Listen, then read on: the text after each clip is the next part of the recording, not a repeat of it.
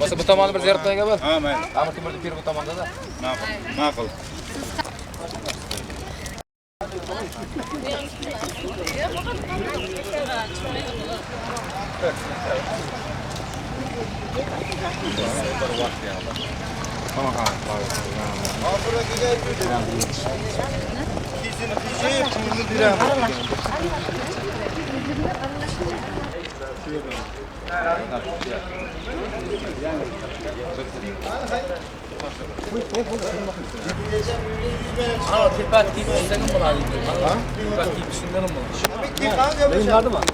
Kepçe misin? Ne bu tabi? Bir mümkünde mulla bana. Başka doğan kazanmamız. Masada hazıra düşünce olamız da. Albatta ziyoratga berishimiz kerak-da. Hazrat Amir Temurning pirlarining qabri bor bu yerda. Bu kishining ikkita katta piri bo'lgan. Biron joyga yurish qiladigan bo'lsa, pirlardan ruxsat so'rab, bu kishilardan ijozat olib turib, duo ish qilar ekanda. Haqiqatan Amir Temur ham avliyo bo'lgan. Bu kishining piri dastur bo'lgan. Pirlar haqiqatan hatto kuchli pir bo'lgan. O'sha pirning bittasi mana shu yerga dafn qilingan. Qizlar berib o'tinglar. Bu kishi aytadiki, Azam olsa da azam deymi? Namoz. Kimga dedi, meni qabrimni ziyorat qilmoqchi bo'lsa, avval pirini ziyorat qilsin degan ekan Amir Temur. Pirini shu shahar urug' bilganda, qo'yinda bilgan. O'shaning uchun birinchi kepda bu yerga bir ichkari emas bir oyat tilovat qilamiz, xudo xolasa. Bu yerga ziyorat qilgandan keyin gurohga o'tamiz. Ziyorat qilgan joyimiz Amir Temurning pirlarining shu nimasi, maqbarasi. Ismlari. Maslahatchilar. Ismlar yodimdan chiqib qoldi. Ha, yana yozilmasa kerak. Ichkarida bo'lish kerak o'zi. Mashhur kishi. Yodni kim qoladi? O'tamiz shaqo bo'lmasa.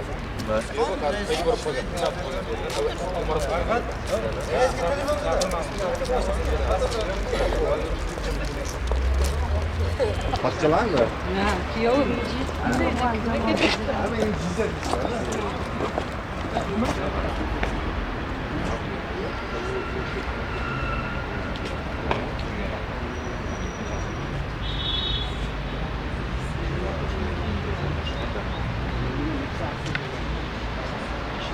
Hadi yine git kalsın.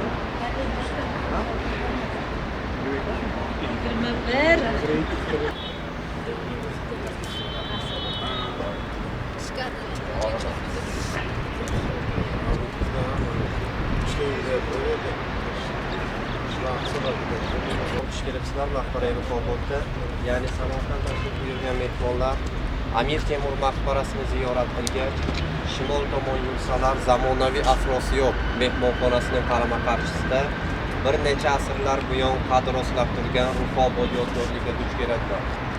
Ko'rinishdan sodda va oddiy Buxoro orobida Amir Temur 14-asrning 80-yillarida bunyod qilingan. Ushbu maqbara 4 yuksak asosiga ega bo'lib, uning ustiga 8 qirrali, ya'ni bir qavatli bino qilingan. Ustida esa gumbaz barpo qilingan. Rufobod maqbarasi o'z shakli va qurilishi usullari bilan O'rta Osiyoda 11-12 asrlarda bunyod qilingan inshootlarga o'xshab ketsa-da, Amir Temur dastlabki yillarida qurilganligi ma'lumdir. Ushbu maqbaraning Rufobod deb nomlanishiga sabab rivoyat qilishlaricha, Payg'ambarimiz Muhammad Mustafa sallallohu alayhi va sallamning muborak sochlaridan bir necha tolasini misl ishga solib qo'ydilar. Shu sababli bu obida Rufobod deb atalib boshlagan. Mehmonlar maqbara yaqinida jo'miligi masjid qabrida xalq o'rtasida Mo'yi Muborak deb nomlangan, hozirda esa Rufobod masjid deb nomlanadi. Mana shu sizlar kirib kelgan peshtoq asl nusxasi 14-asrda, bu yo'llarida eski vaqtda madrasalar, xonaqolar bo'lgan. Bular buzilib ketgandan keyin 96-yil hunarmandlar uchun yangi do'konlar qurildi. Mana shu sizlar ko'rib turgan ishlar bular fundament hisoblanadi. Mehmonlar kirish tartibi shundan iboratki, hozir kirishda hamma eshikdan keyin o'ng oyoqda kiriladi, niyat qilib, chiqishda chap oyoqda chiqiladi. Qolgani ishdan tushunadi.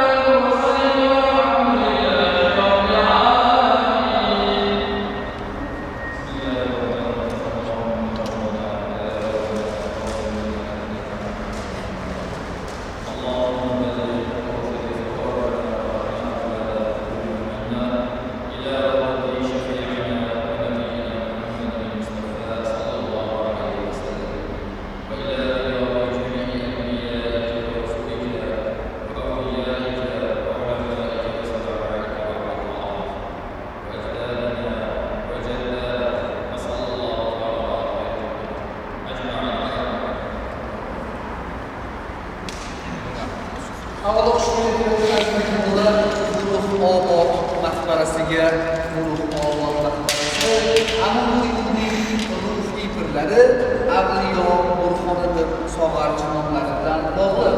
Mana birinchi marotaba o'tgan Amir Temurning ruhiy pirlari Avliyo Burxoniddin Sog'archi. Bu kishining esa ayollari Xitoy imperatorining qizlari Bibi Hanifa. Bu kishiga turmushga chiqqanlaridan keyin islom dinini qabul qilib, ismlarini ham musulmoncha Bibi Hanifa deb qo'yganlar. Ayol kishilarga esa 10 nafar farzandlari. Erkaklarning homarmar toshli o'g'illarniki, qolgan 8 ta qizlarniki. Yer oilaviy maqbara deb hisoblanadi. 10-asrdan to 14-asrgacha maqbaraning ana shu pastga ajralib turgan qirrali qishli devori bo'lib, usti aylanasiga ochiq bo'ladi.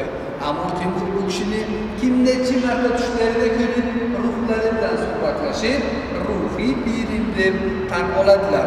Ya'ni bu kishiga payg'ambarimizdan 7 to'la mo'yin muborak sochlari bilan bitta yaktaklari 7-avlod sifatida qo'ldan qo'lga, avloddan avlodga bu kishiga tuhfa etilgan bo'ladi.